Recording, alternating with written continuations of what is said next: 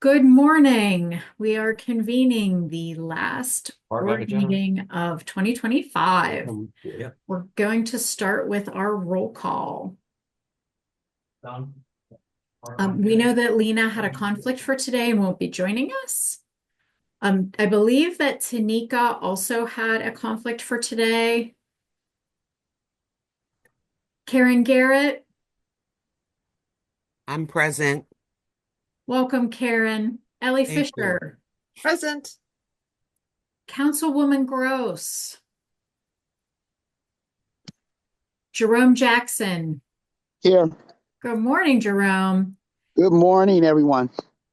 Deidre Washington, Marcus Reed. We know Alan Cisco had a conflict and won't be joining us. James Reed. Hey, good morning. I'm here. Morning, James. Adrian Wanaha present.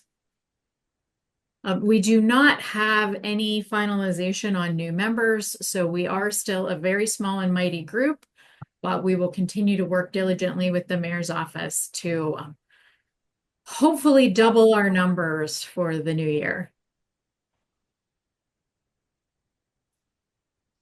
Hopefully everyone had a chance to take a look at the minutes.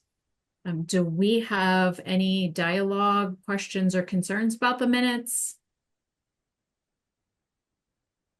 Hearing none, can we have a motion to approve? So moved. Thank you, James. Could we have a second? I'll second it. Thank you, Karen. All those in favor, please say aye. Aye. Aye. Any opposition to the minutes? Any abstentions? Great. Can move on to our public comment. Eric, do we have public comment for today? None was brought to my attention, but I do see Megan Hammond on the call. Megan, Sure. had you intended to make a public comment? Hi, Adrian. Yes, I apologize. If I can just pop in for just a minute on public comment, I'd appreciate it. Absolutely. Go right ahead. Thank you. I apologize. I've lost all sense of time and space with the travel to and from Hershey and Harrisburg last week, with the Whole Homes Conference and all the end of year activities. And all I want to say in commending the advisory board and the work of the Housing Opportunity Fund is I don't think it can be understated how tremendous it is for Pittsburgh to have the HOF.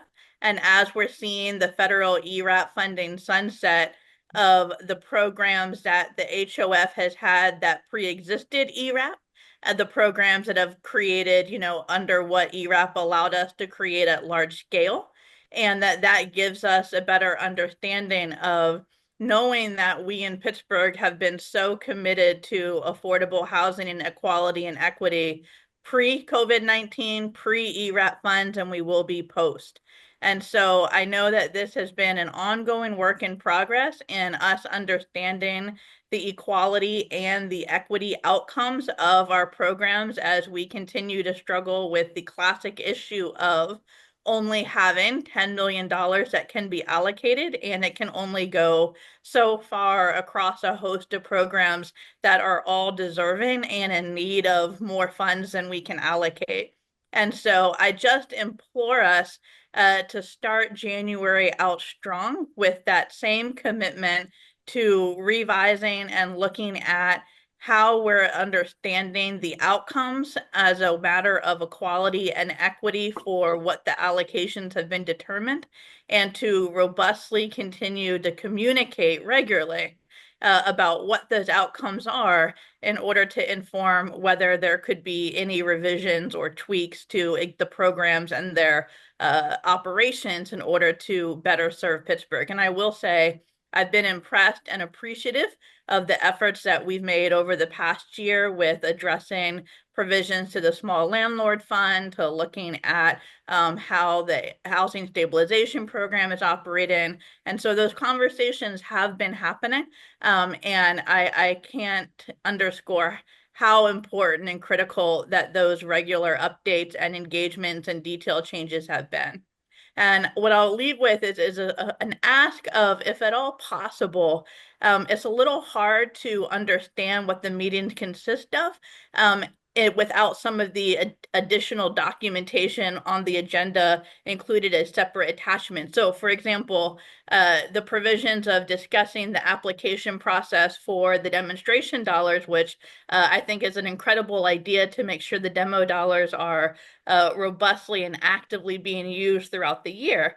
If the documents about the governance of the rules and the concepts and the application process could be posted along with the HOFAB agenda in order to get a better sense of how things are, what's going to be discussed in addition with the agenda being posted. But again, I think you all have done tremendous work, and I thank you for all of the commitment to. We're never going to solve it immediately or tomorrow, but the hard work goes into day in and day out and making it a little bit better than it was yesterday. So I thank you for your commitment to that. And I'll still be here in 2025 urging us on different concepts of what we can do to move the needle just a little bit forward. So have a wonderful holiday season. Thank you, Megan. As always, we appreciate the insight, and really also, I just have to say thank you for always being here in these meetings. We know there's a lot going on for folks, but I think having, in absence of a fair housing representative on the advisory, it's been really critical to have your voice continuing to remind us of where we are and where we could be. So thank you for your contribution over the last year. I don't think we have any additional public comments. No, we do not. And I also just want to acknowledge that I see Tanika Harris has also joined. Wonderful. Welcome, Tanika. Thank you. I had some computer issues this morning, so I apologize. 'Tis the season. Right, exactly. So we're going to move into the URA administrative updates.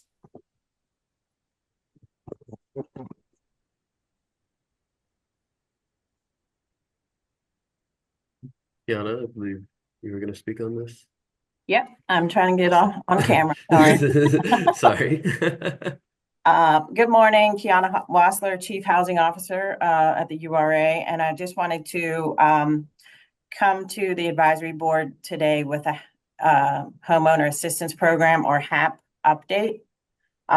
We are taking the proposed changes that the advisory board approved several months ago through the URA board process this month in December, and then at the next board meeting.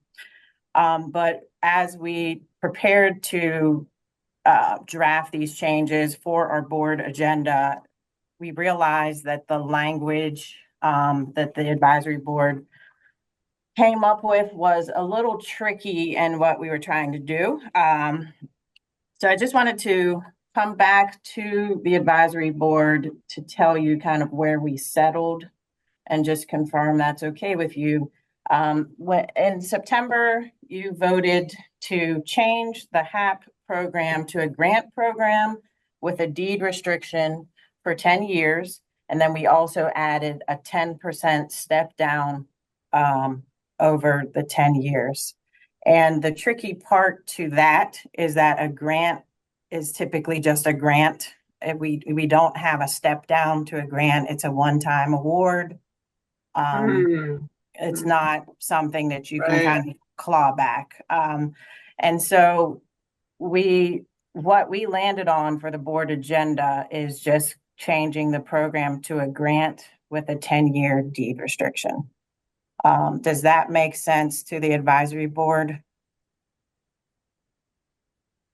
I think the goal this is Ellie Fisher.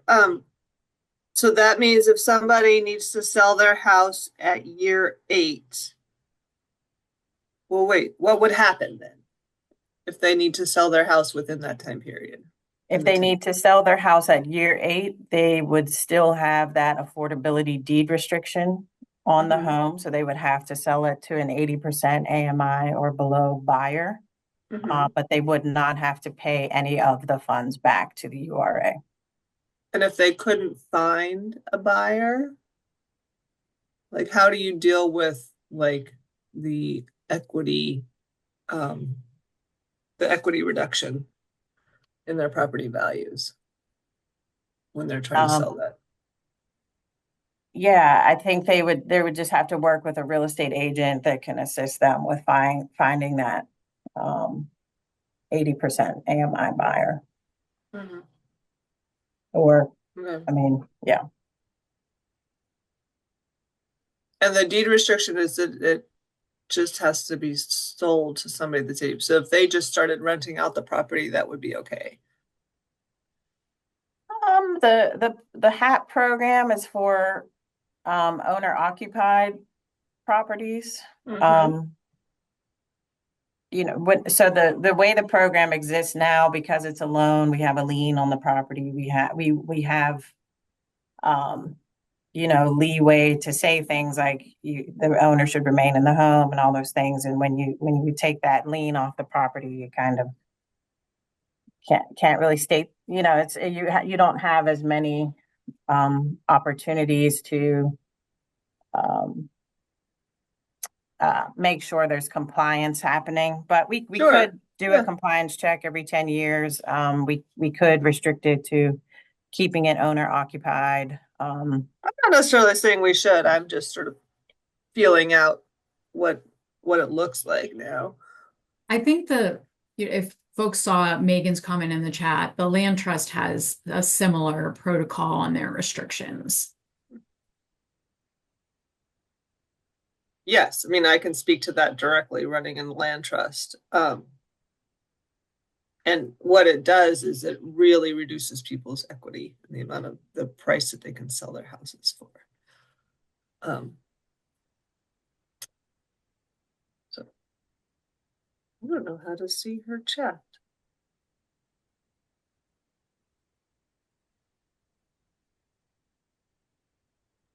Is there, more you would like to add to that, Ellie, or are there others that have questions or concerns?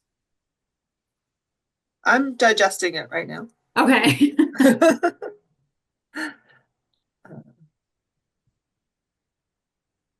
I'm not seeing any other questions or concerns. And Adrian, just to jump in again, we can continue to talk through it the way we amend guidelines at the URA board level is we present the guidelines with the changes that the changes to the guidelines for the 30-day public comment period, and then we will actually vote on them at the next board meeting. So if the advisory board wants to take some time to consider this language and talk about it again at the next meeting, we probably have some time to do that. But this is also holding up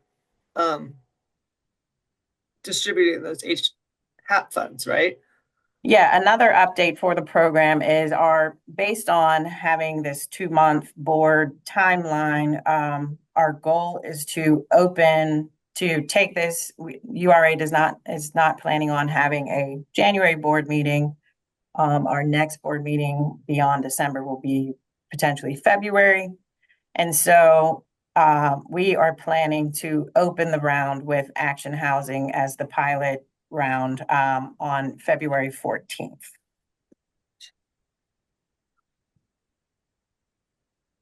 That's good. So that won't hold up any funds being laid out on the street. So that's helpful information.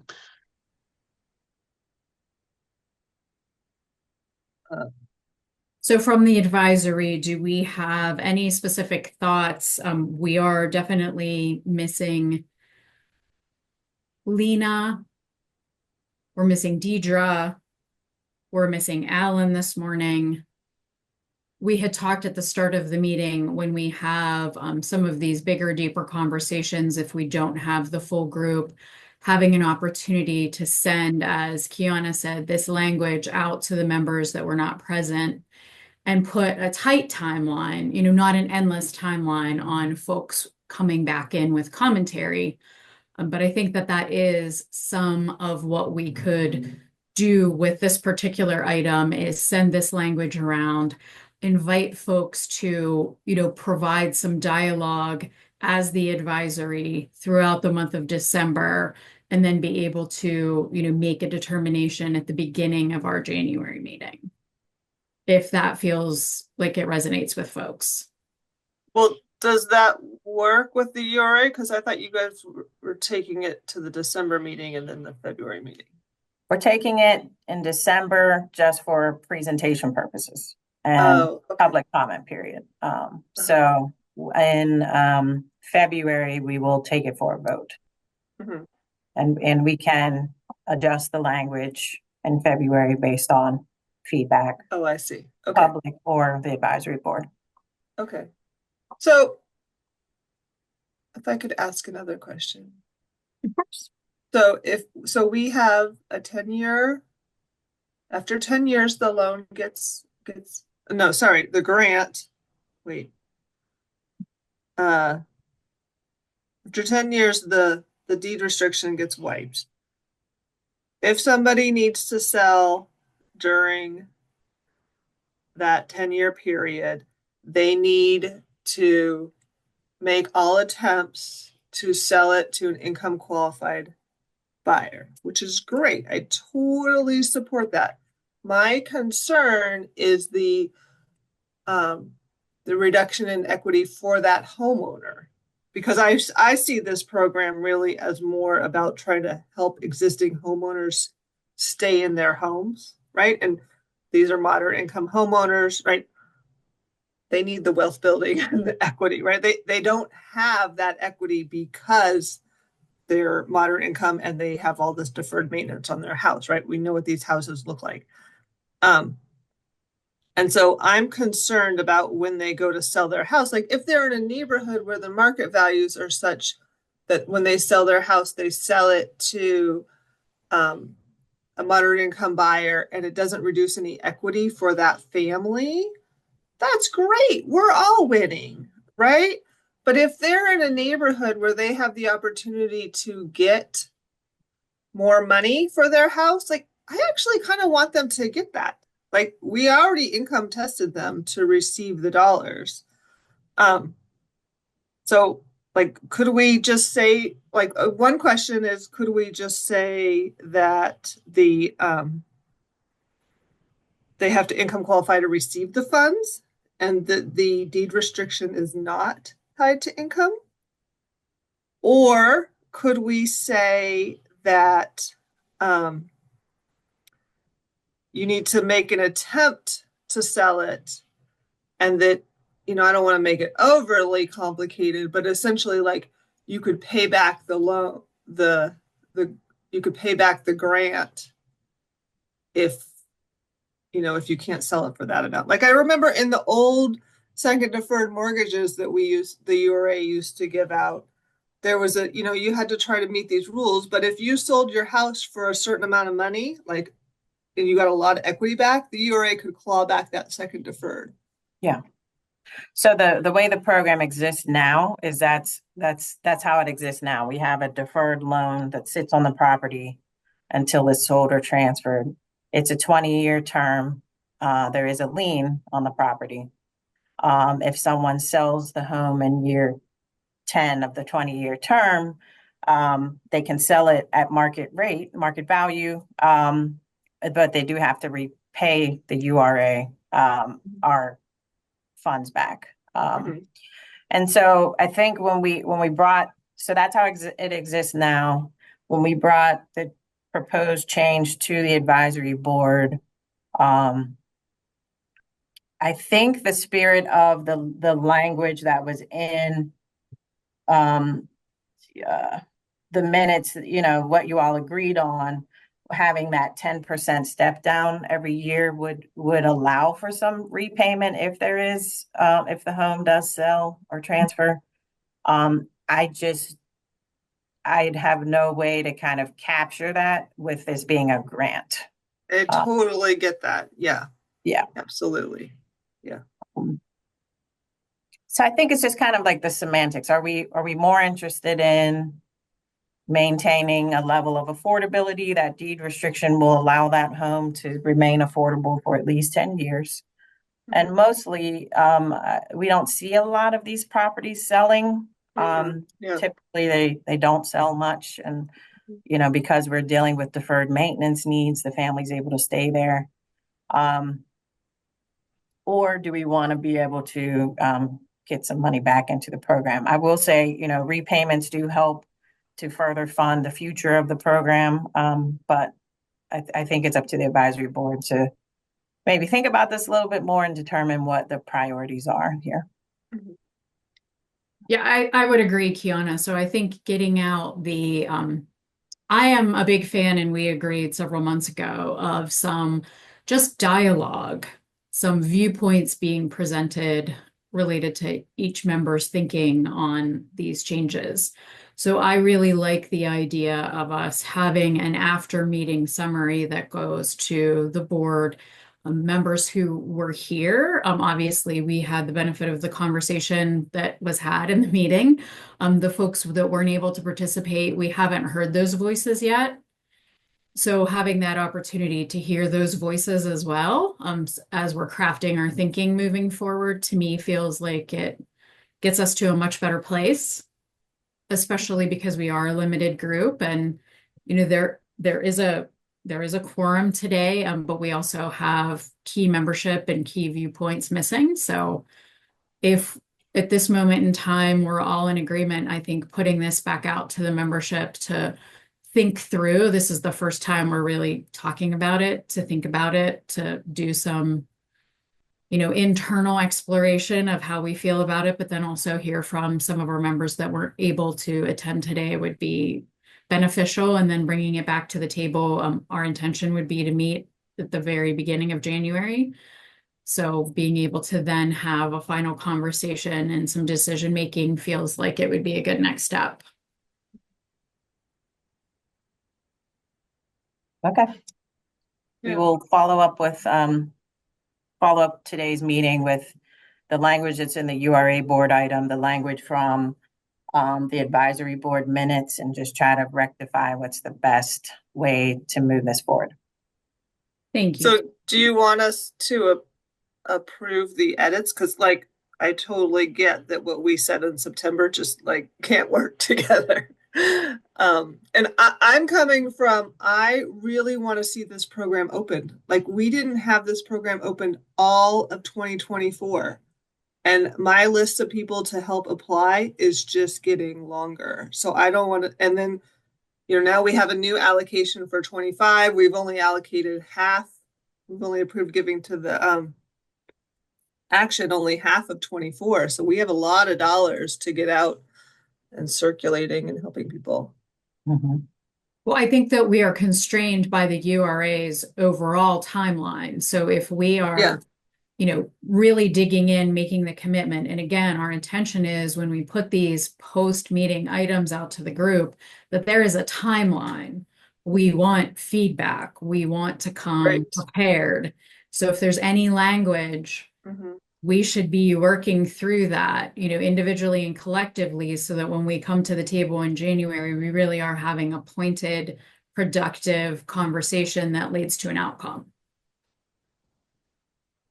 And we'll make sure that we put that language. We just talked this morning about these post-meeting conversations to make sure that folks are aware of what we discussed, what we really need them to be thinking about, any post-meeting work we need them to be doing, so that when we come into our next conversation, we're ready to go.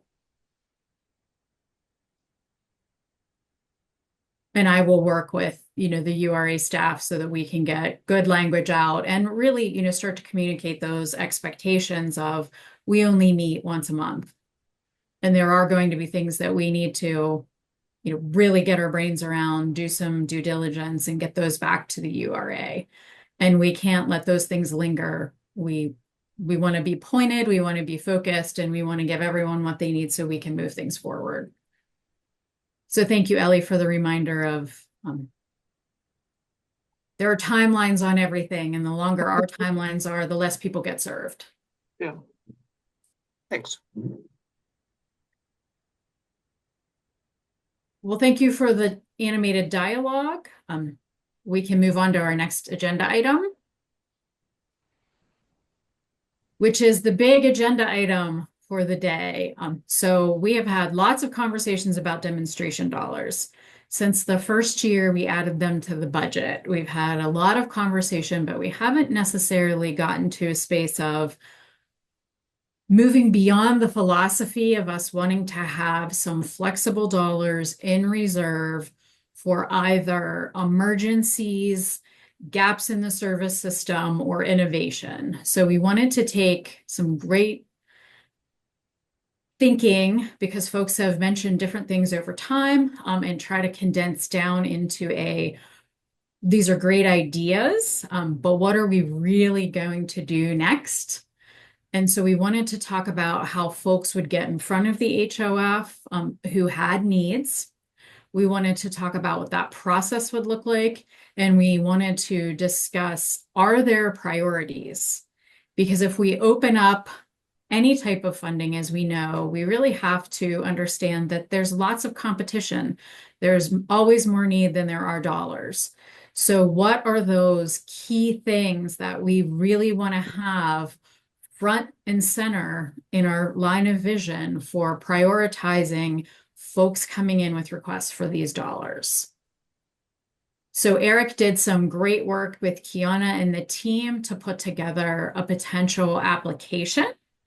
And keep in mind, we want to talk about the application, and then we want to talk about more of what the process would look like around the application.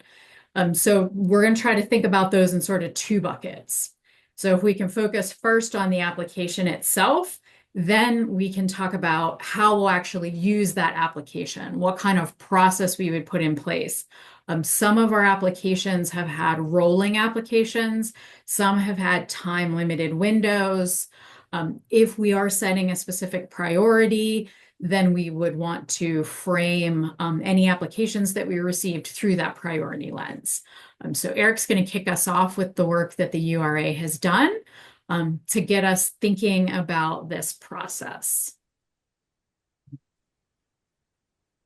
Thank you, Adrian. I think those are all really good points that the advisory board should be thinking about. While I'm just giving a brief review, hopefully you've had a chance to take a look at this.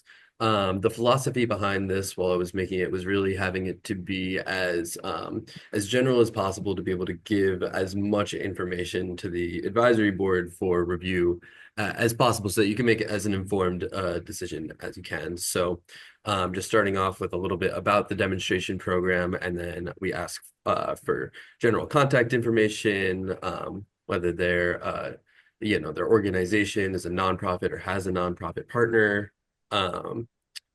And then we ask how much they're requesting. And then these two questions are sort of the big ones. We are asking if they're seeking a grant or a loan, which is important so that we know, what type of money this is, if we're getting it back into the HOF, or if this is, a grant and it's not coming back. And then we sort of made 3 different pathways that anyone can follow while they're filling out this form. And each of these activates logic that will bring them to the various pages that we're about to go into. So, and we also asked if they received any HOF funding in the past, which I also think is important to know. So if they choose the first option, the pre-existing HOF program, it brings them to page 2, where they can select which program it is, describe what the intended use of funds are. Specifically, I was thinking for some of the programs that have sub-programs, like the legal assistance program, if the money is specifically for legal assistance program for tenants, then they would specify that there. And then provide an estimated project schedule. So that's sort of the most straightforward one. The next is the housing development. And that would bring them over to page 3, where they can say whether it's a new construction, rehabilitation, or both, if that's permanent or temporary, thinking specifically about that homeless shelter that we funded a few years ago, the HOP Advisory Board. That was something temporary, but something that I think many, if not all of us, found worthwhile. So that's something that we want them to detail. We ask how many units will be affordable, for how long these units will be affordable, which AMI levels they're targeting, if it's single or multiple sites. If it's single, they put in the address here, but if it's multiple, it activates this box where they can explain, if it's a scattered sites program or something like that. We ask if it addresses an acute housing need and allow them to explain. And we ask them about their anticipated construction time. So we know how quickly these dollars will start to yield results. The third path is for a housing assistance service. We ask them to describe it, say whether it's new or existing. Are we pouring money into a pre-existing program, or is this something brand new? We're asking also, is it a short-term program or a pilot? Is this something address a need right now that's one and done, or is this something that the board should consider in the future, maybe even creating a whole new HOF program? We asked them to describe their expected participants, if there's a certain demographic they're targeting. This is sort of extra detailed by the AMI level question again. Does this address an acute housing need? And then we ask how they're going to target Pittsburgh only residents. That's very important for our board, as we all know. We asked if there's any neighborhood or regions that the program specifically targets. We asked for the timeline, who will administrate the program, and then how much that admin will cost. And then finally, this last page, all of the sections sort of come back together and answer some more general questions. We ask how it advances affordable housing in Pittsburgh, how many people will be served, how many housing units, and then we ask for any additional sources of funding, what their budget is, so the board can know where all their money is going specifically. And if they select earlier on that they either select loan or either a loan or a grant, we ask what their ability to repay a loan is, what their plan is, and then any other relevant information. So that's the whole form. The main idea is to just get as much information to the advisory board as possible so that you guys can make incredibly informed decisions, and should be able to help us with that, especially once we come up with the prioritization. You have a comment from Tanika. Yeah, I just saw just that. making sure folks understand what the AMI levels are. Yeah, I think that's a great suggestion. I'll make a note of that for sure, because not everybody's going to know what AMI means. So yeah, absolutely. Any other questions or comments? Happy to make edits. Do the dollars need to be given to a nonprofit partner? No, we just thought that the advisory board might want to know. Okay. Yeah, so we're thinking about this through, the bigger HOF lens. So anything that would apply to the established programs, we would also want to apply to the demo dollars. So things like AMI are something that we do need to be cognizant of, what the partnerships look like.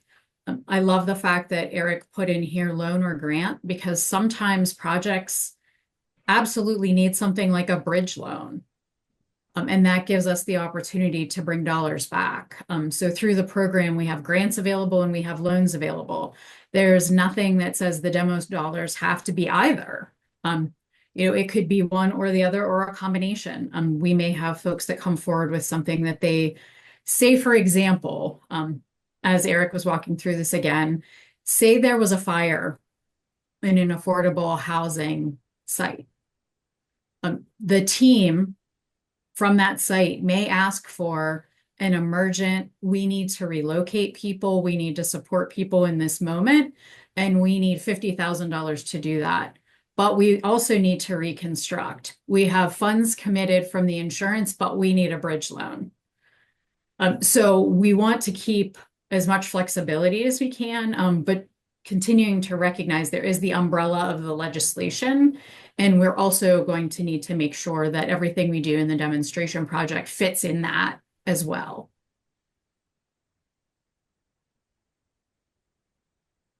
So what are folks thinking about this application tool? Does it feel comprehensive? Does it feel manageable? Does it get us the information that we would want to have as an advisory to make some decisions? I saw Ellie shaking her head. Unfortunately, I can't see everyone because of the way the tiles are lined up. This is Ellie. I think it looks good. I think that after we have our conversation about priorities, we might shift some of this. Absolutely. I think it looks really good, and I think it will actually help us, as we're making selections and determinations. So I think this is a good tool. I can't say if I feel like it's comprehensive or not because we just did a quick. I would like to look at it and touch it, and so, but also trust the URA team because they've been doing this work, and so being thoughtful. I can imagine the multitude of individuals who've had their eyes on this, and so that's helpful. I would like to have some time, just because I am tactical. I would like to be able to look at it. Again, Eric, I know this is not live. I know it's the back door. So I recognize that. But it would be nice to be able to go through it to see. And then I feel like I can make a more informed decision and I also provide some input.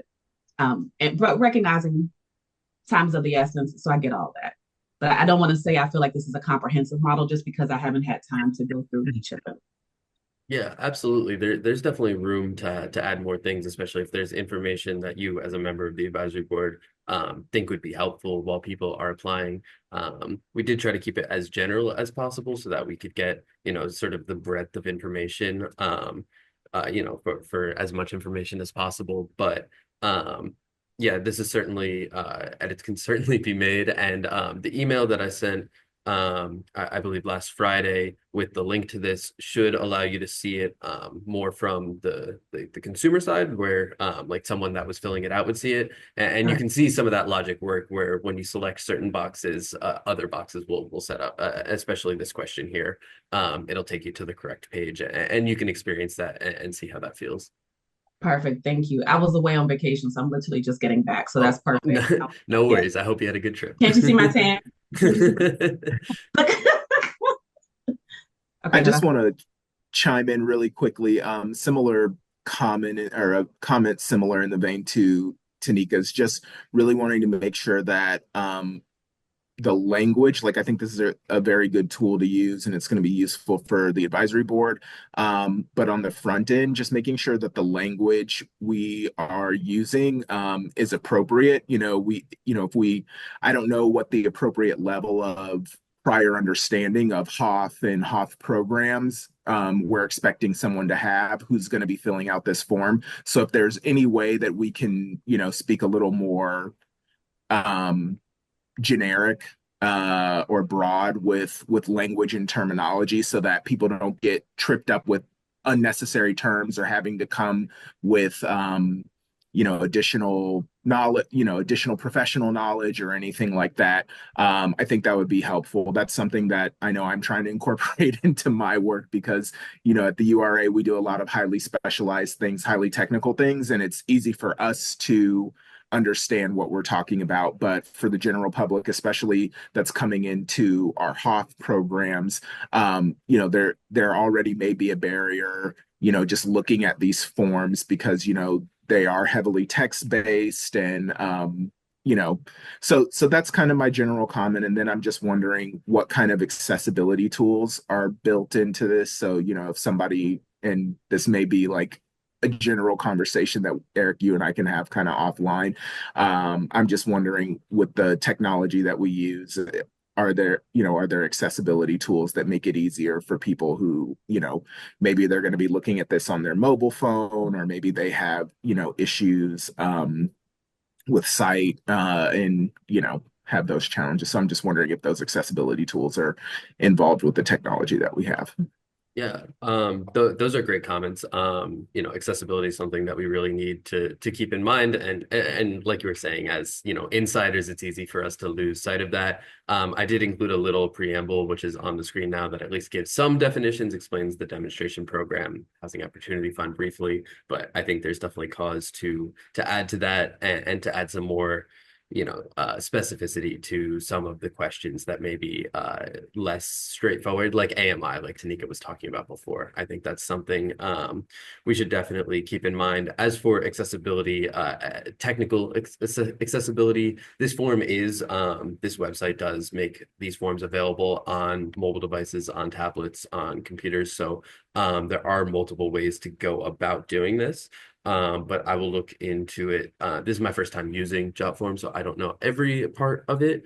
But I will definitely look to see if there's anything more, especially if there's, anything that could read this aloud to anybody who may have a hard time seeing it, anything like that. So I will definitely look into that because I think that is a great point. And I think the idea of this is we want to hear from as many people as possible, not just, the most privileged or the most well connected to Hoff among us. So we will definitely keep that in mind. And to some of what James and Tanika were raising, I think that it's really important. We wear lots of different hats. The folks that are here, we have those great connections to folks in all kinds of different arenas. So when we're having these conversations, and Tanika did this with our last, conversation about funding, it's really taking it not just in these meetings, us as this representative, but also back into our spheres of influence and our connections to make sure that it resonates. Because if it doesn't, then we're not getting anywhere. So we want to make sure when we're looking at these, it's through all those lenses of who's going to be applying, how are people going to be applying. If we're talking about especially pilots, is this a group that maybe hasn't done a project like this before? What would they need to know to do this type of project work? We really want to build this so that it is as user-friendly as humanly possible.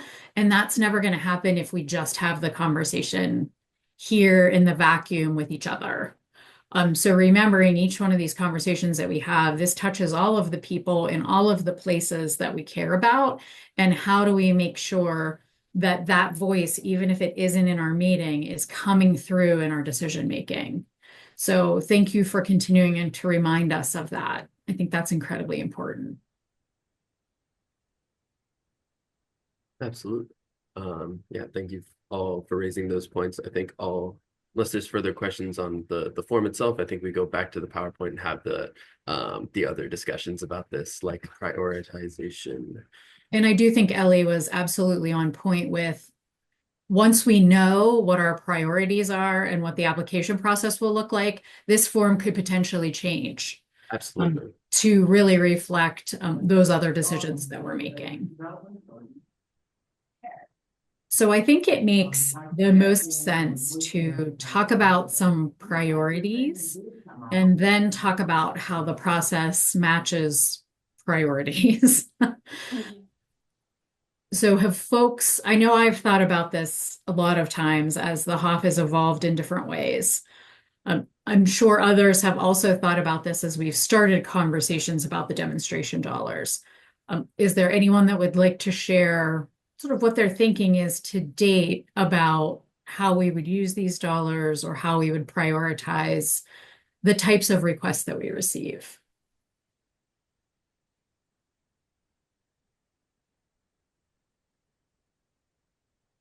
Well, hearing none, I'm just going to tell you what I've been thinking. Maybe that's helpful. So for me, the two things that I've thought about primarily with this fund are, number one, things we haven't done before, and we would like to see if they work.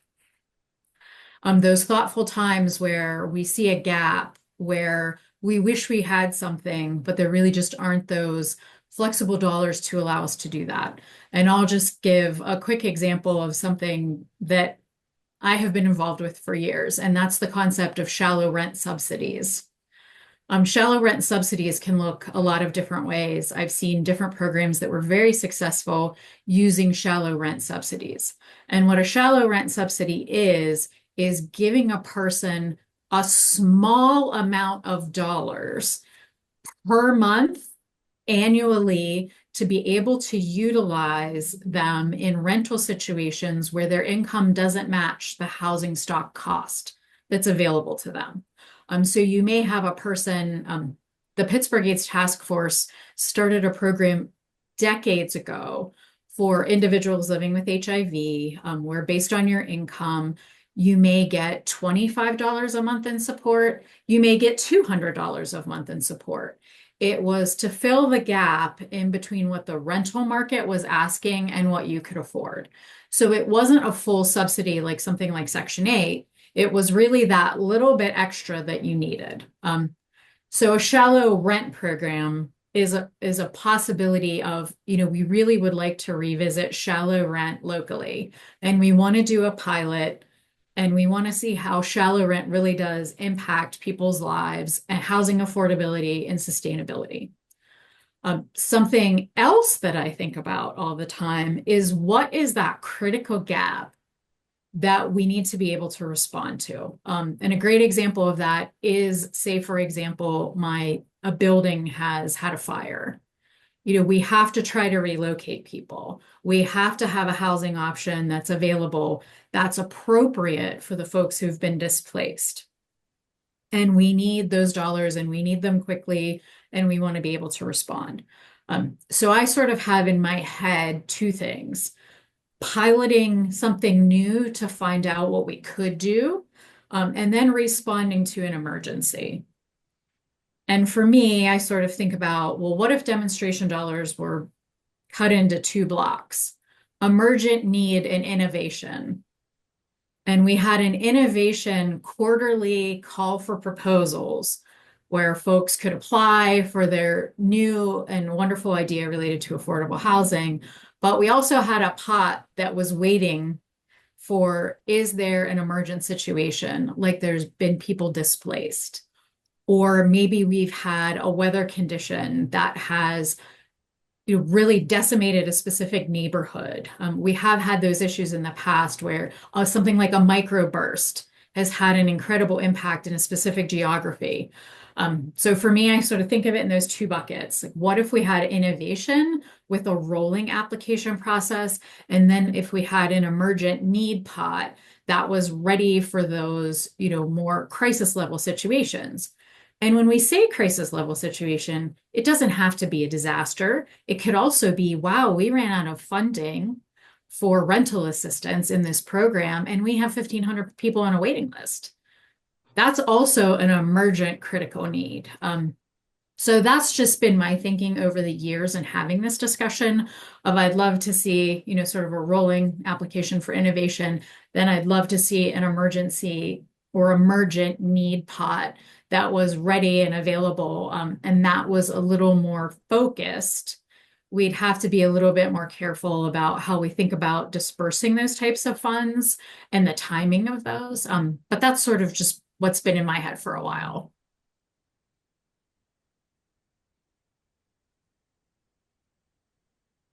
I really like those, Adrian. I think it makes a lot of sense. Some of the detail that I'm thinking about is, in these pilot programs, I think we'd want to be really intentional from the get-go that, like, we're asking people to apply for a 1 or 2 year pilot, and that these dollars are not going to be ongoing. Which is hard, right? Because we all know, I'm also the one singing about how much we need operating funds, right? But I just don't think that that's what these dollars can be. Mm-hmm.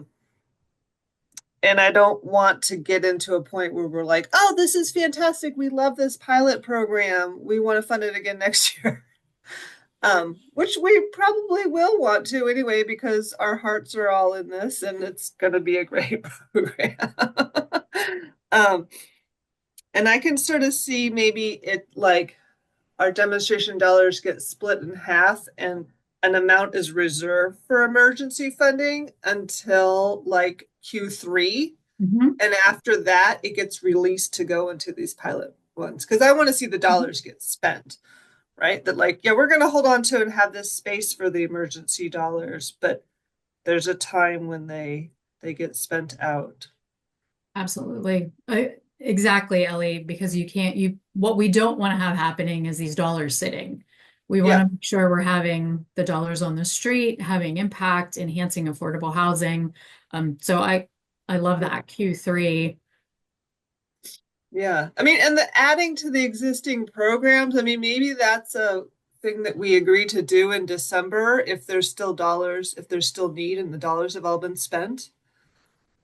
You So, know, because as we just saw, a lot of these programs are oversubscribed and could use even more dollars.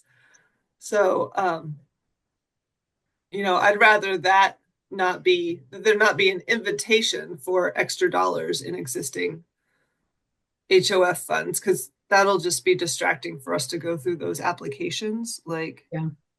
we already have that data. We know which programs Mhm. are really short, right? And then if, you know, in December, they need to come, each of those program leads need to come and make a pitch for why their program over the other one. Sure. now we could ask them for what their plans are for future funding.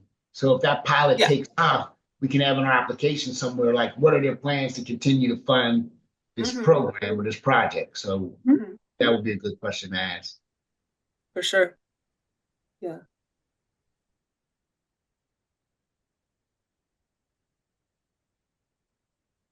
Other thinking,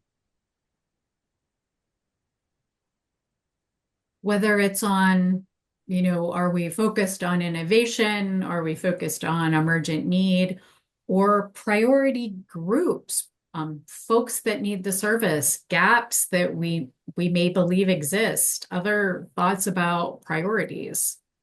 Yeah, so I'm quiet because I'm pensive, right? One of the things I recognize business, and we have to move things forward. I also recognize how it's important to not create more barriers to entry.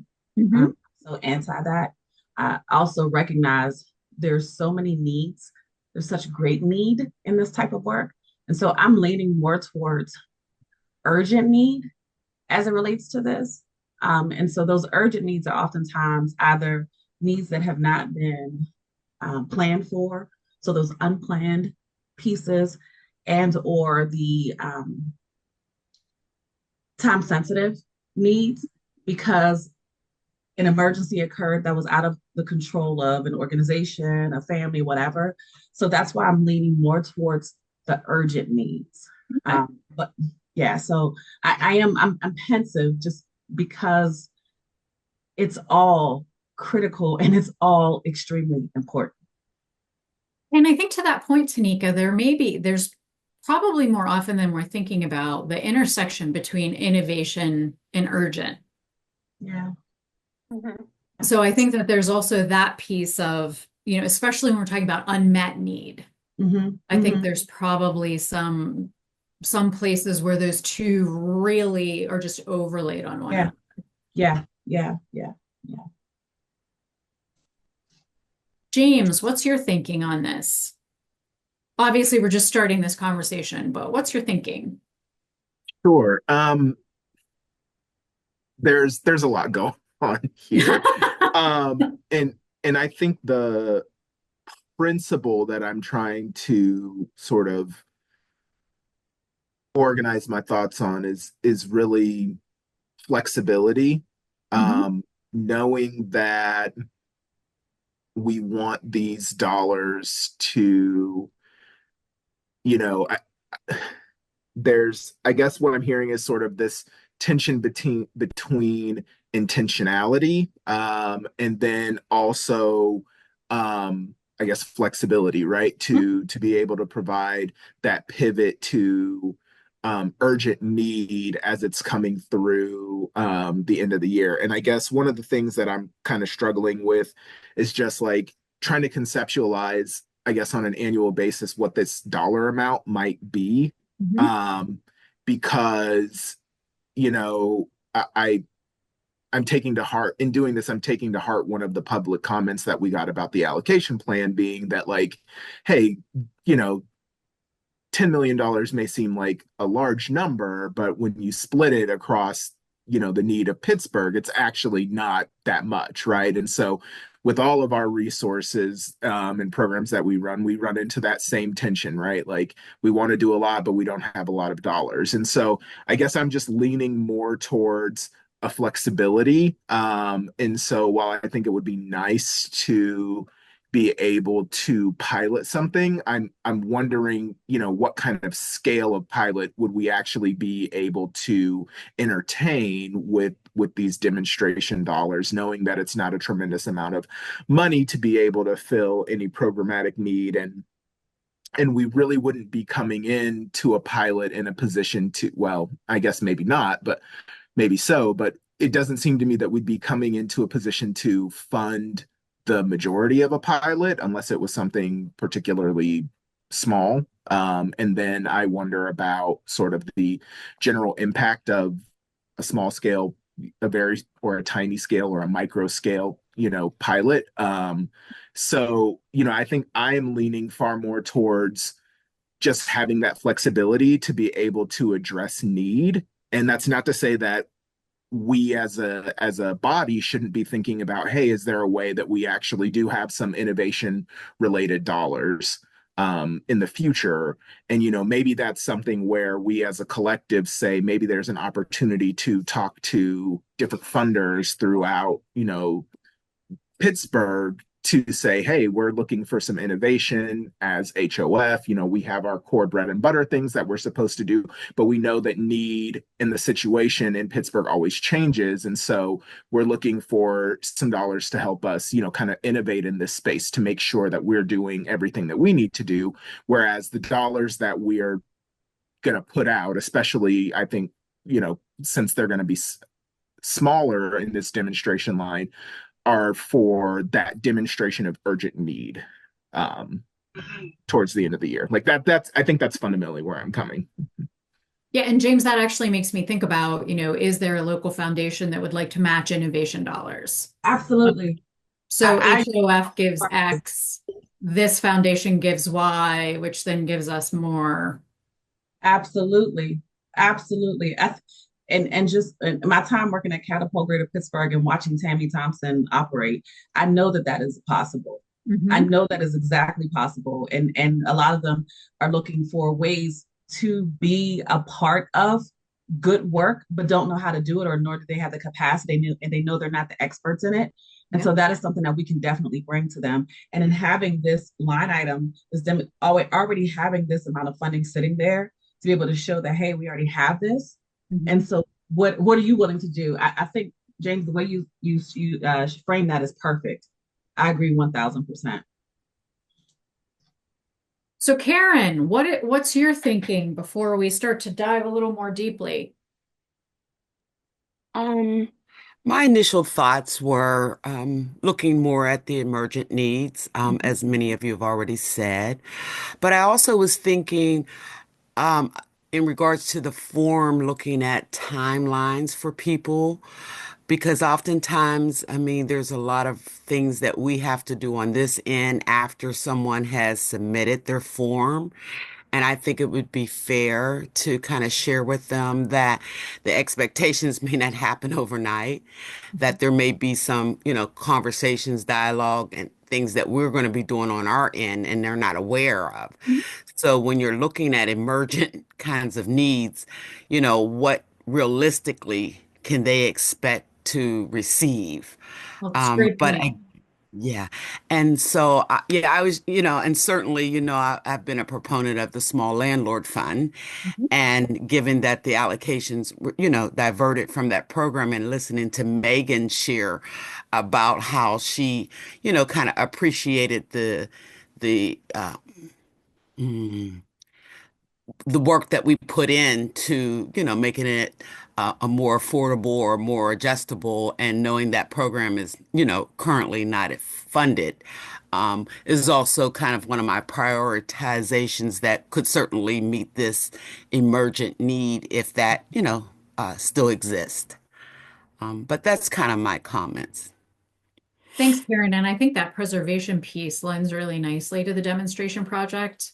All of us have lived through buildings not passing their REACT scores, buildings that really have a critical need, but there's no funding source to support it, like upgrades in electrical or, a heating issue or a plumbing issue that was unexpected. So that preservation piece, I think, is critical to all of us. And again, trying to create a balance between, creation of housing opportunities, but also making sure that we don't lose any of our housing opportunities.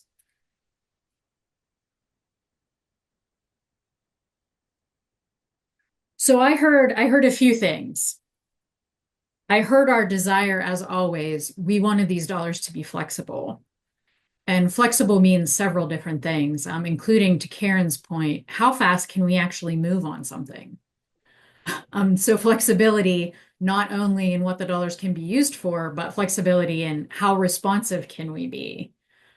As the URA, I'm sure the staff have some thinking around that. That's definitely one of the things. Flexibility also means us being nimble in both our decision making and being able to support a project. That we know emergent needs are there and critical. We see them in our existing programs, and then we see them in programs that have never taken advantage of HOF funds. That we don't have as many dollars as we would like to have, but we do have the potential with these dollars to try to come up with possibilities for funding partners and enhancing the funds. Maybe doing something like matching grant making. That we want to keep our eyes on doing all things better and for more people. Were there other themes that maybe I didn't pick up on as I was listening? I've been thinking about what I heard from James's comment earlier. And that is, and it's kind of in response to your all things from all people. And I feel like we need to add some specificity and direction about who can apply for these dollars. Whoever applies for these dollars has to go through the different URA processes, right? And so I think my perception of that is that it's not really for individuals. That this is for, it could be private or public, nonprofit organizations, but it needs to be at an organizational level. It can be at a neighborhood level, it can be at a citywide level, but I think adding a little bit of detail and clarity for us and for prospective people. And I really am interested in other people's thoughts about this because I think you guys might think about it more than I do. But that was my reaction to what James was saying earlier. It's like that we had to add some clarity about just who can apply for these. And that's really interesting, Ellie, from the perspective of, if we did say there was a fire in a neighborhood and 2 homes were impacted, does that mean an organization has to apply for funds, or could even homeowners directly apply for funds? Which I don't think is anything we've ever talked about in the HOF. And I don't know administratively what something like that would really look like. Or if it would look like, well, we could give funds to the homeowner assistance program, or we could give funds to the HAP program for these specific individuals. But that is a really interesting question that I have never thought about before, on that micro level. What do these funds actually look like? And I think that would be an administrative challenge for us. Absolutely. Mm-hmm. And that's why there's organizations like Action and the different community development groups that are doing the good work, right? Yeah. They know how to give out those individual dollars. I don't think that that's what we do here. I don't think that it is either, but it's an interesting, but you raising it, really is that question of what is the clarity for the community of who can apply? Because I do think we also got some public comments that sort of suggest that people don't understand why they can't just directly get dollars. Yeah.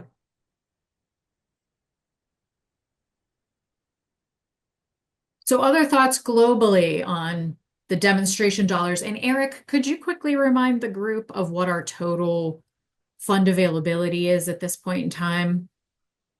Yeah, sure. Here, let me it was going to be a surprise later, but we can skip to it now. I was able to update this chart that we all liked so Oh, much. yay! Sorry to ruin your surprise. But yeah, I'm happy to drop that early. So if we're looking for the demonstration program, Sorry, I'm one of those people that can't see.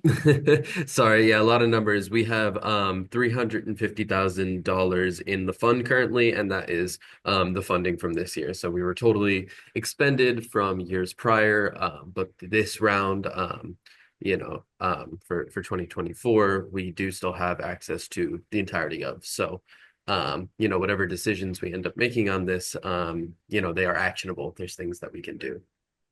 And we obviously put dollars into the allocation plan for 2025, which, if I am thinking through this correctly, the URA board has not fully approved yet. Is that correct?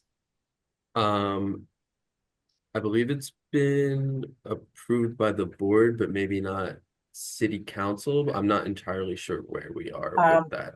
The Oh, URA, I'm sorry, I meant the URA board.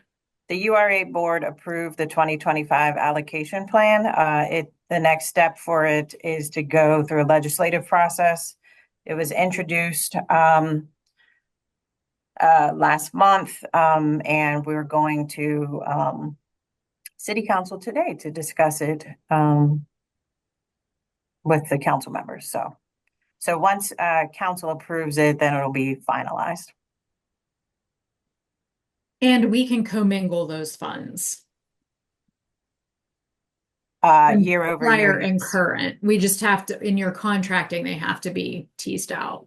Correct. Question on this.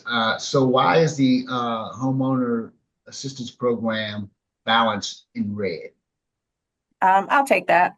We had a discussion months ago now about the homeowner assistance program that due to several different reasons, the program is overcommitted currently. The URA is taking on the responsibility to fundraise for the amount of funding that we are overcommitted, allowing the 2024 allocation and now future 2025 allocation, once it's finalized, to go towards the goal is to use those 2024 and 25 allocations towards additional homeowners and not to cover this backlog that we have.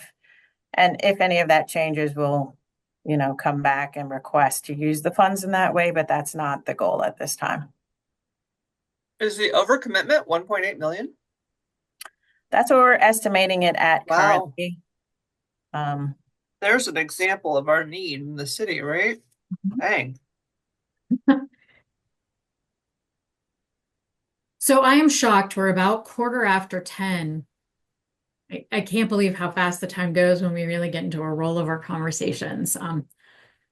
But to be respectful of our time and our other items on the agenda, so for demonstration dollars, I am hearing that we're not getting to an exact place, but we are getting some synergy on creating a balance of how we use the funds.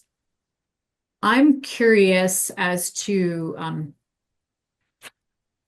if anyone is feeling particularly strongly about a prioritization area, and then also thinking about, regardless of what our prioritization areas are, what we really think about a process. With these dollars, I suspect if we put out an RFP in January for urgent need, I would suspect we would get enough applications to completely decimate those dollars by the end of January. Mm-hmm. So, philosophically, even if we aren't exactly in our prioritization mindset, I think we want to get the dollars on the street. I don't think we want to sit and hold them. But if we do have a sense that part of what we want to accomplish is responding to something that might happen throughout the year, what folks' thinking is around a rollout, having a quarterly open RFP call, having a biannual, as Ellie said, thinking about it in quarters so that we're really preparing. Do we want to start the year thinking about something like innovation, but really by the time we've ended second quarter, start to refocus to make sure that the dollars are going to get out on the street? Any thinking about what that process might look like or how it might be responsive to the folks that would be applying? I mean, we essentially have 2 years of funding right now, right? Like we could say the 2024 dollars are going to be available for pilots and the 2025 dollars are going to be available for emergencies.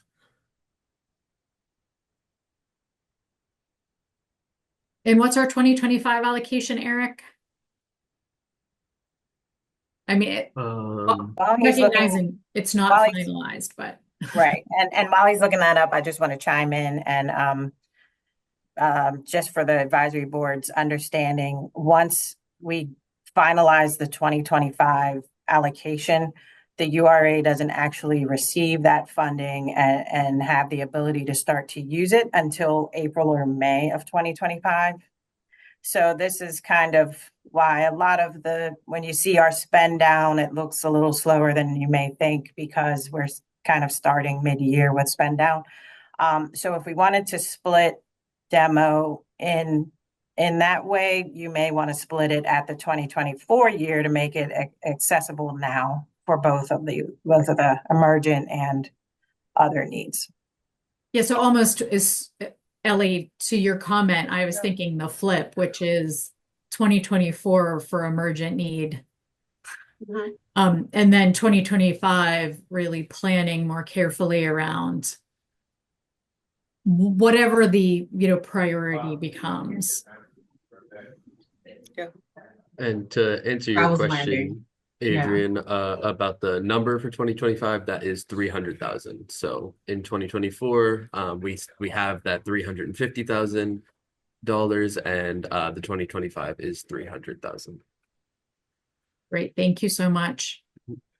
So what would folks think about in the first quarter of 2025, putting out a call for applications, and again, we can revisit the tool, for organizations who feel like they have an emergent need to look at that $350,000 through that lens, launching an RFP in the first quarter, inviting applications, doing our due diligence with those applications in our monthly meetings as we have in the past, and trying to get those dollars out on the street right around the time we would get the 2025 allocation.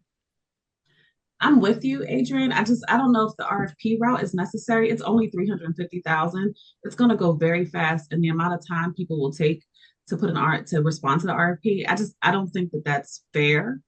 I get why we do it, so I get it, but I don't think that for the 350,000, I don't know if an RFP is necessary. I think there's other routes to go. What would be the alternates to that? So that the goal is to get the information out to the organization. So once we have the framework around it, I think that we should then begin to disseminate that information. And so the same route that we would disseminate it, I don't understand why we would put people through the RFP process and make them fill out the application as well, because that's the same thing. I'm sorry, Tanika, I'm talking about the same thing, putting that application document out and letting folks apply. Okay. So I'm sorry, when I hear RFP, I'm thinking about them providing a proposal. So it's a request for proposal.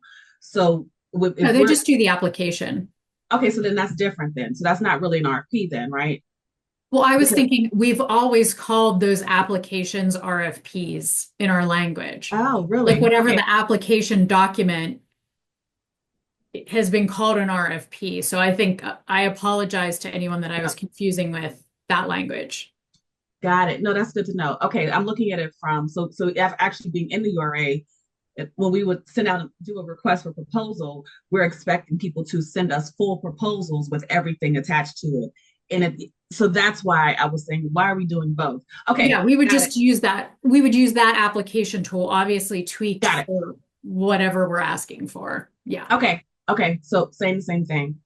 Thank you. The other thing I would say is that this body should put together some hard deadlines, some internal deadlines. So when do we want to roll it out? The engagement process for how it's going to be disseminated throughout the city of Pittsburgh. What are the tools we're using to do that? And then also, are we doing any info sessions for people if they have questions so that we can answer those so that way they're able to apply without any kind of confusion so they understand that. And I do believe that's the advisory board's role to do that because we represent the communities, our role. And so I believe that those are things that we should take that on. Absolutely. In addition, as advisory board members. And the last piece is when it's finalized, when we have a final plan, all of that needs to be very, very clear as to the hard deadline, how people will be able to apply. I know James brought up the accessibility piece. So, and also making sure, so the accessibility is not just being able to utilize to apply with a phone, a tablet, and computer, but it's also in person, in writing, having someone over the phone for translation, all of those pieces, we need to make sure we have that because we need to remove all barriers to entry. This is one of the few spaces where we can control that and to ensure that we are really, really meeting the communities that we're all called to serve. So I think we have an opportunity to do this very, very well. And there's enough of us on here who are experts in this field that can do this, and we can draw on our organizations, and we all come from trusted organizations, and so because of that, we should be able to do this well, and it should not be a heavy lift on the URA staff. I agree with you wholeheartedly. I'm just going to make one comment of if we would like to get some past dollars rolling at the beginning of the year, we may not have that process perfect. To have things like someone over the phone reading an application translated into multiple languages appropriately. I'm just putting that out there. I'm not saying we shouldn't do that because I believe we should. I'm just, even with all of us pulling together in the same direction, I'm not 100% sure how each one of those could be perfected in a first quarter conversation. That's just my own thinking. Yeah, and I don't believe in perfection anyways. Perfection isn't real. So, but I do think we need to do our due diligence to make sure. Absolutely. And I think those information sessions, I think that's a fantastic piece of this, and we have not had those before. I think that is almost a lower hanging fruit because we've been able to do those project rollouts in the HOF before, really using our community meeting tools and pulling on the members' capacity to have us engaging in the right places to get the messaging out, especially the in-person messaging. Well, what are folks thinking about sort of the commentary so far?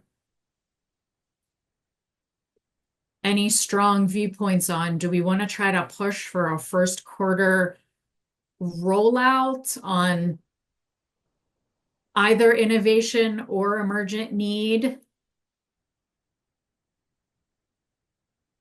Do we feel like we really need to have another more robust, deeper dive conversation before we even start to set a path? So I think two. One, I think we do need a deeper conversation, but also, so when around the first quarter are we thinking to get this information out too, is what I was thinking. So we thinking like in the early first quarter, end of the, when are we thinking on rolling this out? Well, what I had proposed, and this is not what the group has determined, was could we have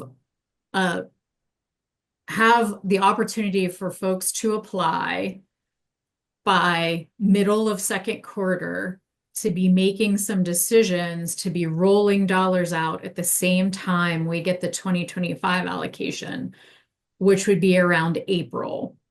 Not that the dollars are necessarily on the street and every contract is finalized, but if we had the opportunity in January to put a fine point on this, have this dissemination of information in February, start to accept applications and review them for the March meeting and the April meeting, could we then sort of back into the early summer and when our new dollars were on deck? Okay. I mean, I can get behind that timeline. I I feel like I am always the one that pushes the timeline back. Oh, So not at all. I'm gonna do that here.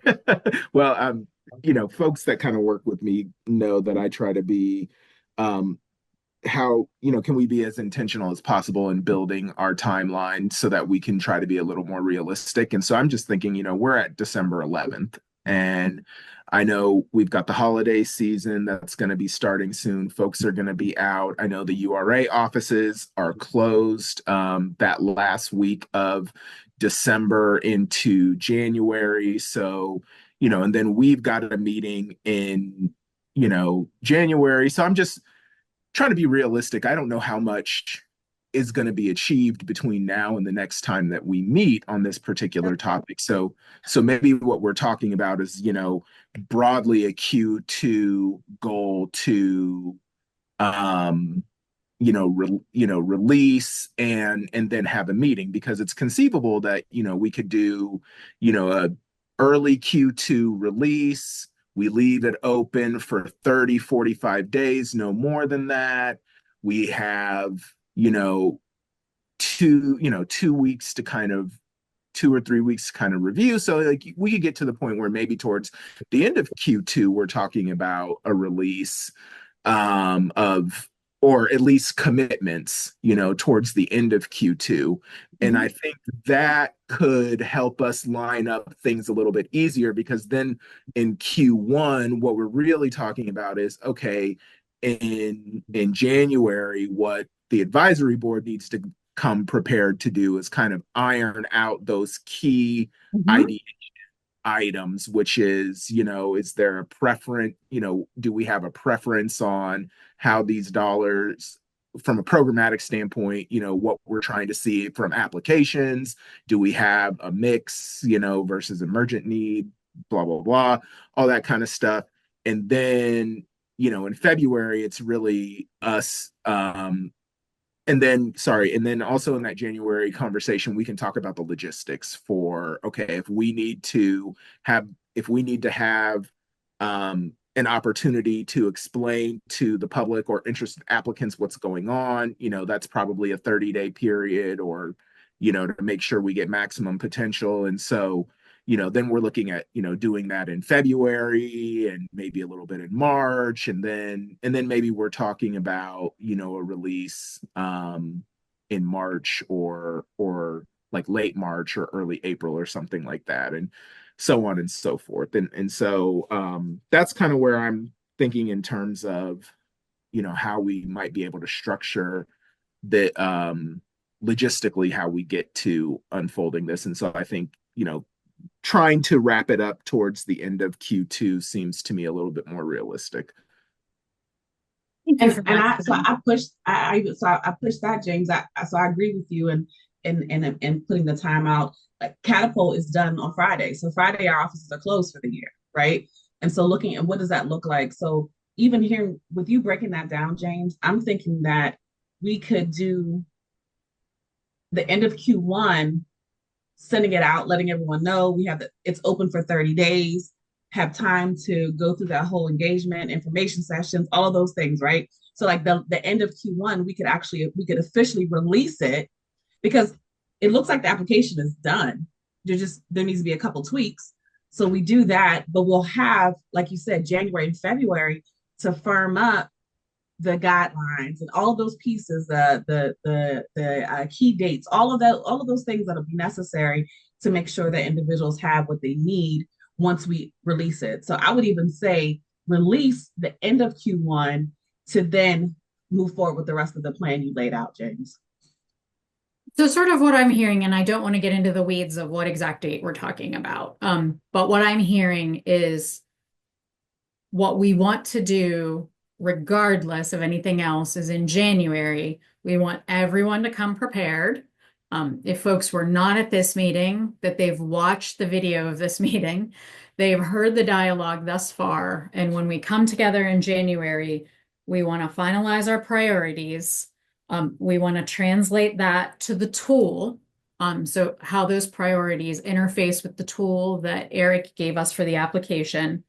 We want to think about the logistics of how we're going to engage folks, the process, the timelines, what type of rollout we're having, and everything related to the rollout, including applicant engagement, so that whether it's end of Q1, beginning of Q2, that we have an actual, request on the street.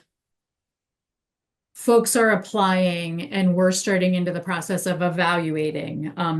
I think part of the logistics that we need to finalize is how a narrative application turns into a scoring of some sort. How are we really evaluating those applications? Because a narrative is sort of big and wide. How are we decision making on what's a stronger application? So I do think we need a little bit of a, I'm not saying that somebody has to have a 91 and somebody has to have a 92, but really, how are we thinking about those applications benchmarking against each other? So some kind of matrix of our thinking.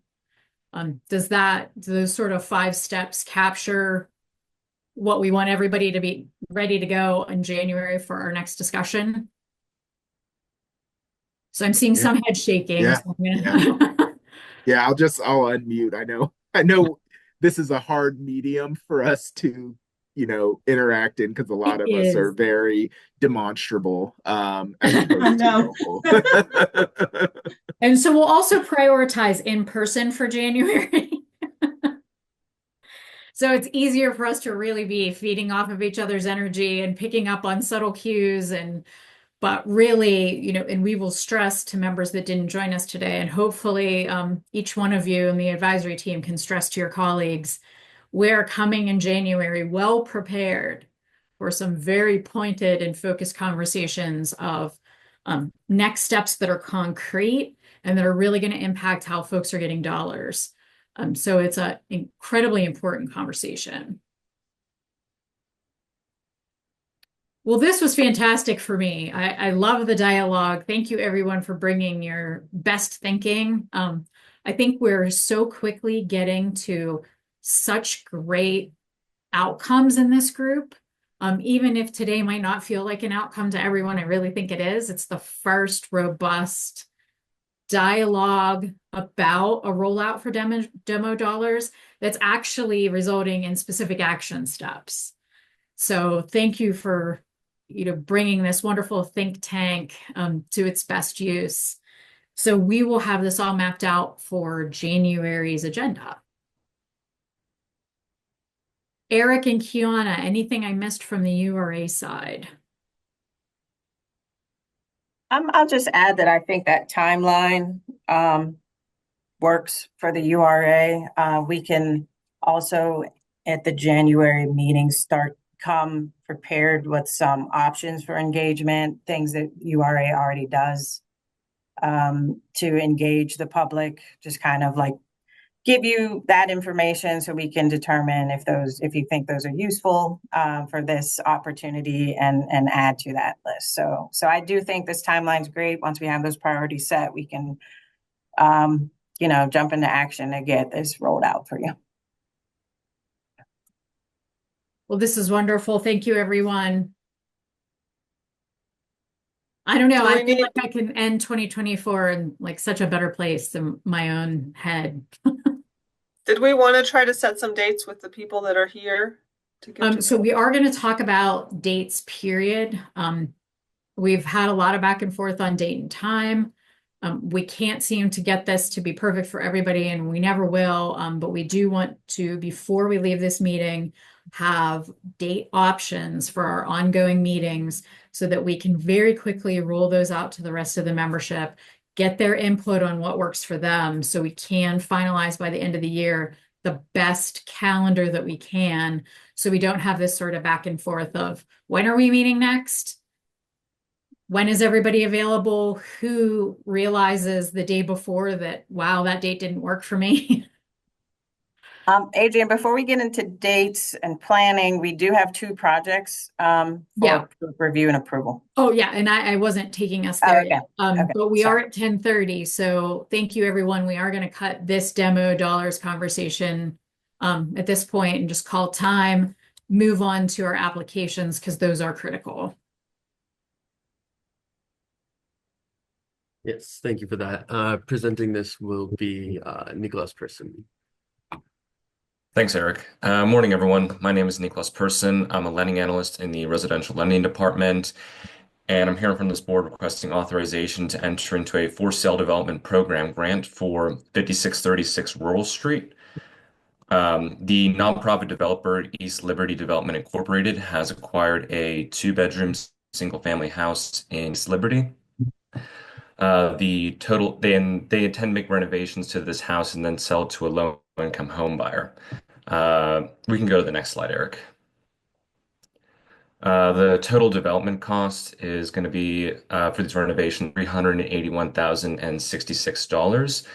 As part of their capital stack, they have a loan from the Neighborhood Community Development Fund as well as fair funding from PHFA. To fill their financial gap, the developer put in an FSDP application requesting a $100,000 grant to cover the hard and soft costs of these renovations. And after reviewing their application, we think it looks good. For the funding source, we've earmarked HOF fiscal year 2023 funds for this grant. And once the renovations are completed, as mentioned previously, ELDI will then sell the property to a low-income home buyer whose income is less than or equal to 80% of AMI. That's pretty much it. I'll open the floor to any questions or comments from the board. I have two questions. This is Ellie Fisher. What's the resale price? And what are the restrictions on the home buyer? Yeah, so to answer the first question, the sale price is going to be $180,000 to make the mortgage more affordable. ELDI has stated that they do intend on applying for second deferred mortgage financing through the URA. Most likely would be the HRPD program, Housing Program Developer, which is very similar to that of the ONPGH program. And then to answer your second question, there'll be a 99-year affordability restrictive covenant. Thank you.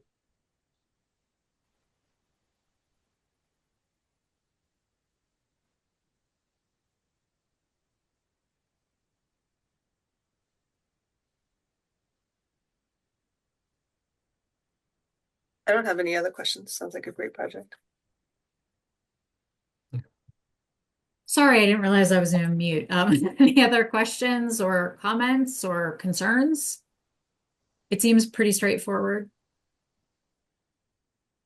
Just a reminder to everybody again, this is 2023 dollars, which I know we've been trying to get ourselves more in line with current time and funding year aligning with one another. So we do know that's confusing, but this is from the 2023 allocation. If there is not more dialogue, do we have a motion to accept and approve an FSDP funding award to ELDI for $100,000 under the 2023 fiscal year for the purchase of 5636 Rural Street? So moved. We have a motion from Ellie. Do we have a second? I'll second that. We have a second from Jerome. All those in favor, please signify by saying aye. Aye. Aye. Aye. I did not see any opposition, any abstention. I don't think I saw that either. Wonderful. Thank you so much, Nicholas. Yeah, no problem. And I'll be taking this next project here as well. So this is Bedford Dwelling 2A. So the authorization here is to enter into a rental gap program loan for this project.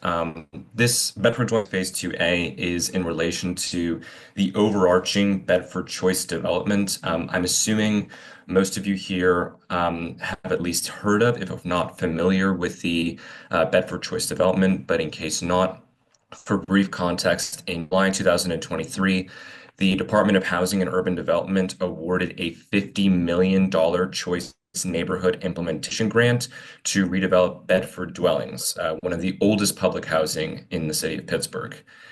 The Housing Authority, in collaboration with the nonprofit or with the for-profit developer, Trek Development Incorporated, will utilize these funds and have devised a plan for the new construction of over 800 new units of housing. 411 of which is going to be replacement housing for all current Bedford dwellings residents. You can go to the next slide, Eric. The plan is broken down into multiple phases. Phase 1 closed earlier this year and will result in the construction of 123 units. Phase 2, on the other hand, is going to kick it up a notch. It's going to see the construction of 180 new units of housing, 147 of which are going to be affordable, and then of those, 103 are going to be replacement units. Phase 2 is broken down into 3 sub-phases, Phase 2A, 2B, and 2C. For this board meeting, we're just going to be focusing on Phase 2A. The total development cost is approximately $42 million and will result in the construction of 70-unit townhouses. 37 are going to be affordable, and those 35 are going to be replacement units, and then the remaining 33 are going to be market rate units. This is going to be a 9% line tech deal, so its capital stack includes equity from PNC Bank, also a Freddie Mac permanent loan, as well as funds from the Housing Authority of the City of Pittsburgh. To fill their financial gap, the developer submitted an RGP application requesting a $3 million loan to cover the hard and soft costs of this development. And after looking at their application, reviewing their financing, we think it looks good. We think it looks solid. So we're here in front of this board requesting authorization to enter into this loan.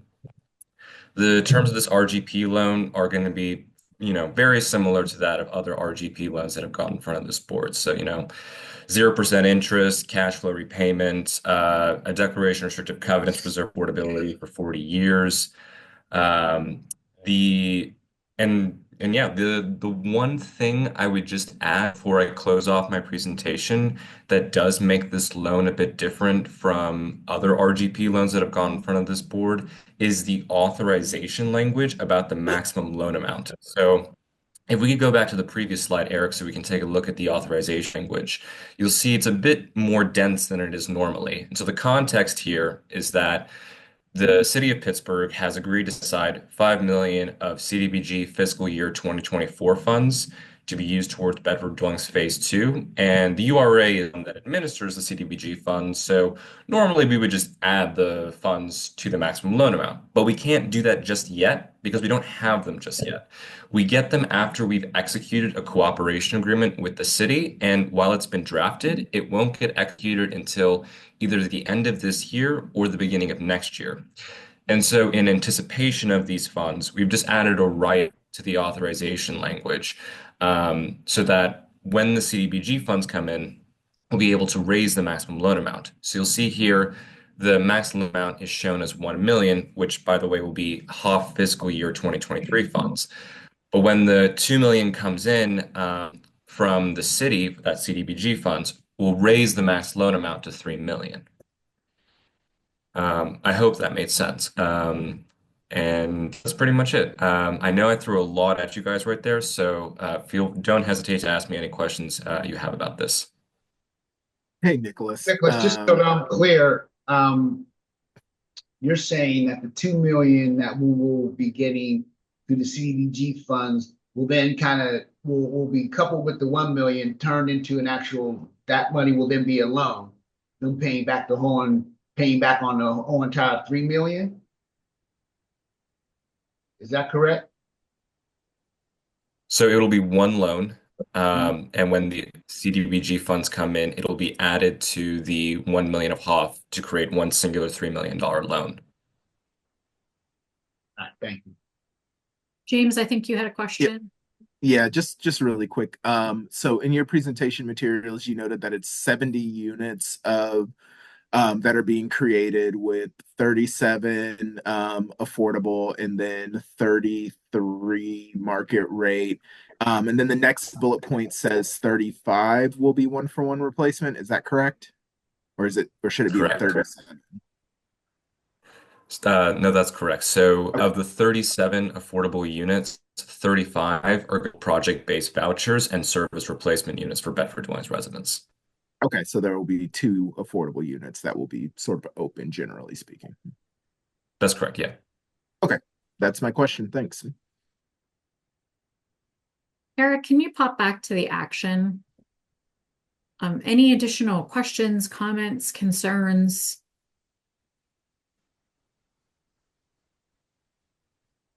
Hearing none, whoever makes the motion will need to actually utilize the language that is here in the action. Before we do that, Adrian, I think Megan Hammond has posted a message in the chat of visitability and accessibility for the townhouses. Is it right if I just comment on that? Oh, absolutely.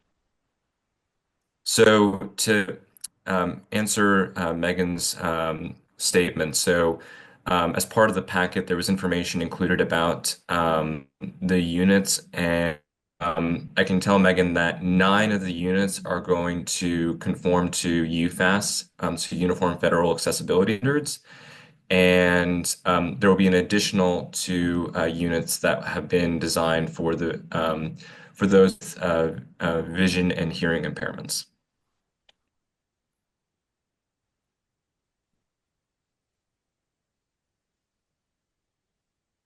Simply to comment, Nicholas, thank you very much for clarifying on the UFAS designations.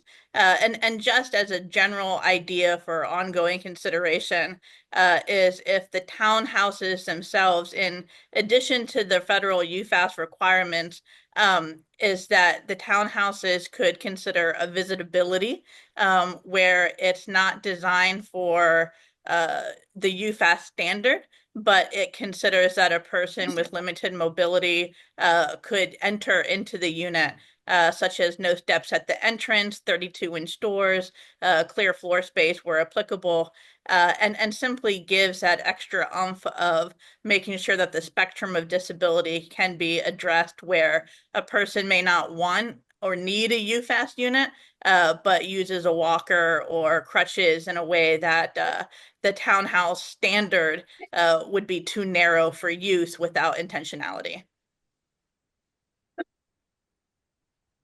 Gotcha. Understood, Megan. Yeah, if you would like as well, with regard to specific visitability requirements or standards, I can reach out to the developer to see if their architect has account for those additional requirements and see if any of those units will comply with that.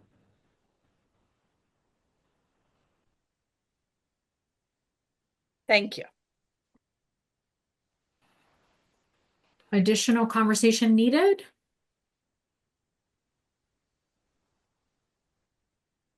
Okay. This is Ellie Fisher. I will make an authorization to enter into a rental gap program loan agreement with Bedford Dwellings Phase 2A LLC or a related entity in the amount of up to $1 million for the new construction of Bedford Dwellings Phase 2A.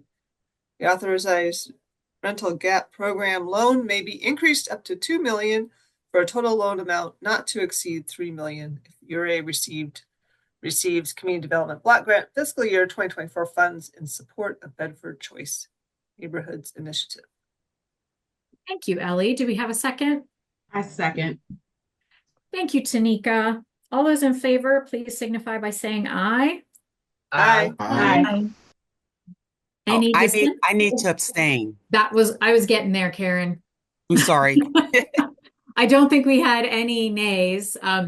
And we will note that Karen is abstaining. Motion carries. Thank you, everyone. I think I'm gonna start doing the abstentions first going forward. We had done that in the past. I will switch gears to make sure we ask for abstentions first.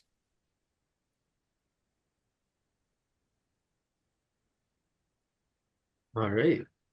Thank you all for that. Thank you, Nicholas, for presenting those. Moving on to our much anticipated new regular meeting schedule. Why don't you take this away, Adrian? Yes, so we want to have a regular date and time. No dates and times are going to be perfect, and we recognize that, but we want to set a regular date and time for 2025 so everyone can put this on your calendar as the regular occurring meeting. So what we want to do is we want to collect from our group here days of the week and times of the day that work best for you. We will, right after this meeting, put out a summary of today's meeting with expectations for our other advisory team members and try to pin down for January and beyond a great meeting day and time for this group. So if folks can share, I think it's typically easier to share days and times that don't work for you than days and times that do. But however you would like to present your preferences for our meeting time, we do block out 2 hours. There are times that we will wrap up a little sooner, but we want to make sure that we have a good solid 2-hour block on everyone's calendar. Just to speak real quick for one of the members that's not here, Lena expressed that Monday, Tuesday, Wednesday are easier for her than Thursday, Friday, and Alan Cisco said that anytime was good. Great, thank you. We have been getting better participation earlier in the week. When we've rescheduled meetings, it seems like earlier in the week does seem to be better for folks. I always sort of suggest to skip a Monday and skip a Friday because those are the most typical to either have a holiday or folks having a long weekend. So Tuesdays are really good for me. It doesn't matter morning or afternoon, but Tuesdays work better for me. Okay. Me too. I don't know that I have any standing meetings on Tuesdays. Yep. I would say the same for me. Tuesdays are a very flexible day. Okay. Wednesday is preferred for me, but I can make Tuesday work because it's just once a month. But I do have a standing meeting every Tuesday morning. Okay.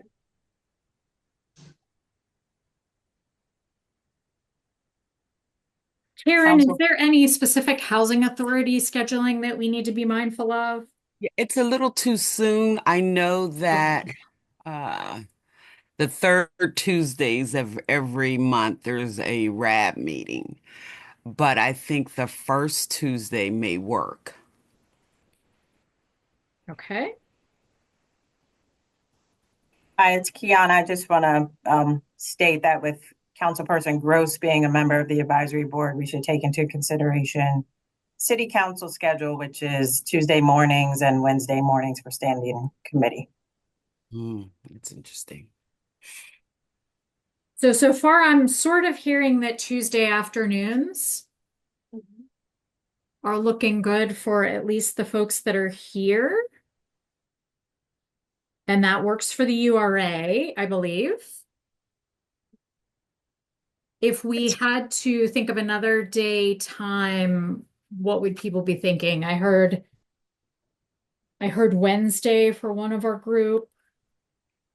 Thursday works best for me. Yeah, Wednesdays are really tight for me, so Wednesdays would not probably be good. But I can squeeze a Thursday if need be. Thursdays would be okay, but I am generally unavailable on, I believe it's the third Thursday. I think we want to stay earlier in the month if we can, because us meeting before the URA board actually has worked out well. If that still works for people to do earlier in the month. Great. Yeah. Yeah, I was gonna say that, and if it is a Thursday, it would need to be a Thursday morning, just in case something needs to be done before a URA board meeting if we need to make a change with our schedule. Hi, it's Kiana chiming in again. Sorry. The URA board agenda is typically set the Monday or Tuesday prior to the board meeting. So if we could take that into consideration when scheduling as well. I think the first week of the month has been useful in allowing enough time to get the advisory board items onto the URA's agenda. I would agree with that. And when we did meetings outside of our loop, we generally got for Thursday that mornings were better than afternoon, even though afternoon was the time that we had originally had. So I think I'm hearing that echoed again, that if we were going to do a Thursday in the mornings would be better for folks.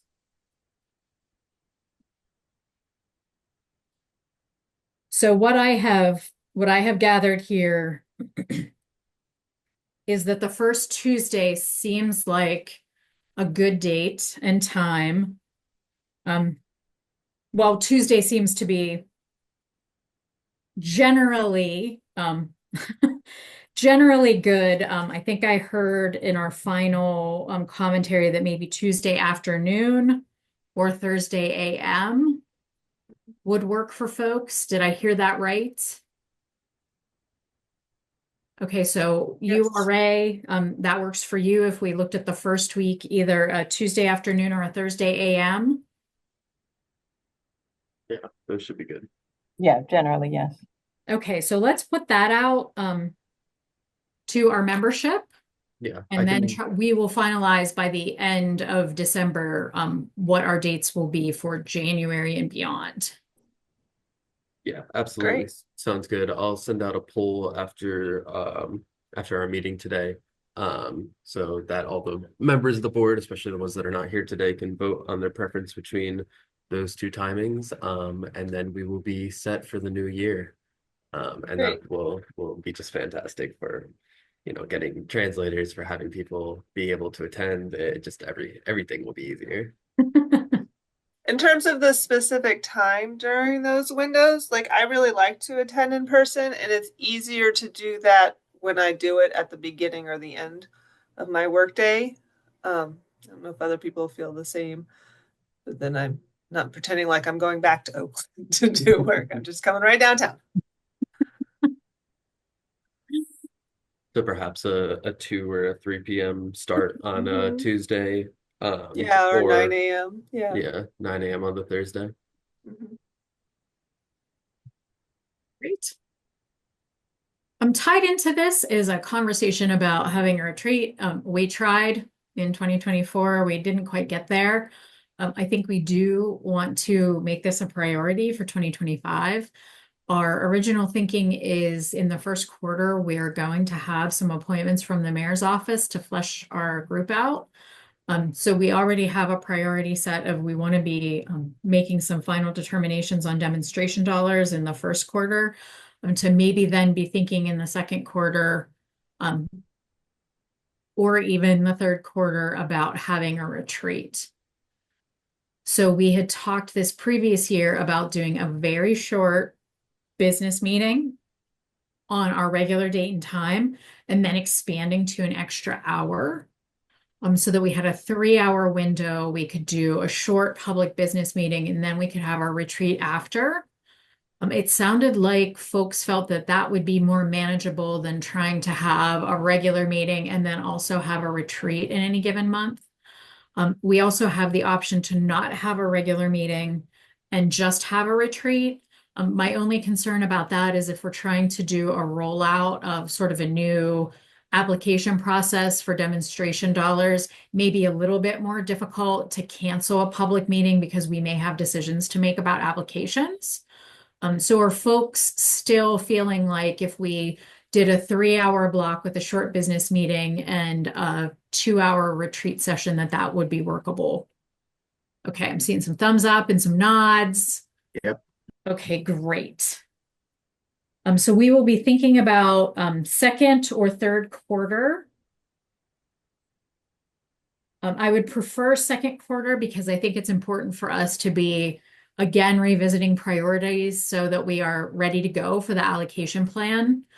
So even if we could do more to the end of the second quarter or the beginning of the third quarter, so we are really in that planning, decision-making mode, I think would be fantastic. So we will try to, the URA staff and I will have some behind-the-scene conversations about options for location and catering and all of those wonderful details. But I'm glad to see that folks feel like we definitely should have a retreat and that 3-hour session combined would be a better use of our time.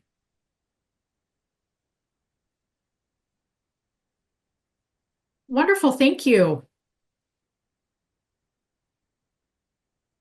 All right, moving on. I know we're coming to the end of our time, so I will try to keep this relatively brief, but of course, please let me know if you have any questions. I'm happy to slow down.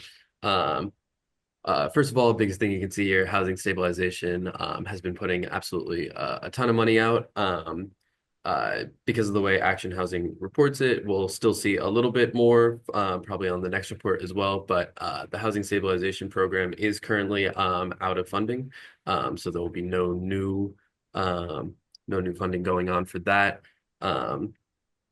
Everything else is, as we'd expect, legal assistance, down payment, and homeowners assistance continuing to do their good work with the help of our administrators here. So moving on to our 2024, we can see all that housing stabilization money out. We can see rental gap continues to be, as far as, number of dollars wise, the most productive. Small landlord has ticked up a little bit, which is always good to see. I know that we all are looking for that, especially following the revisions that we did to the guidelines and to the way that program works, and it is yielding results. And I know that there's more applications in the pipeline. Just a very good showing from the HOF. And then finally, already spoiled. You've all seen this already, but good to see where we're doing well and where we're not doing well. There's still lots of money in the pipe for the rental gap and for sale development. Still quite a lot of money in the balance there. The homeowner assistance program is obviously, I think we're all aware of the situation there. That's what we discussed earlier as well. Down payment and closing costs is extra money. The small landlord fund and the demonstration program obviously are still, we're hoping to see upticks in those as well. And then while the housing stabilization program is out of money as it shows there, the legal assistance program is a bit confusing because basically how that works is we give all of the money when we get it to those providers, to the legal providers. So while we have committed that money, it is still being applied to new people that are applying to those programs. So, the URA does not have that money anymore. It's those providers, but that doesn't mean that money is gone. Doesn't mean that legal assistance program is not currently working, which it is. I'll open that up to any questions. If not, then we can move on ahead to adjournment.